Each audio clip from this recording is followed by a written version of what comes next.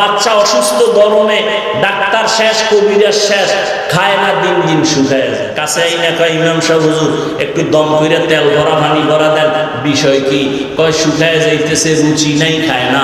Doctor কয় সব শেষ, কবিরাজ সব শেষ। বিষয় কি? কয় এলাকার মুরব্বীরা কয় বদনজর। কার বদনজর? কয় এলাকার টাটকা গাঞ্জাখোর, চেহারাটা ভাল্লুকের মতো, চুলগুলো উল্লুকের মতো। এ যখন নজর দিছে, একটা সুস্থ বাচ্চা অসুস্থ হয়ে গেছে।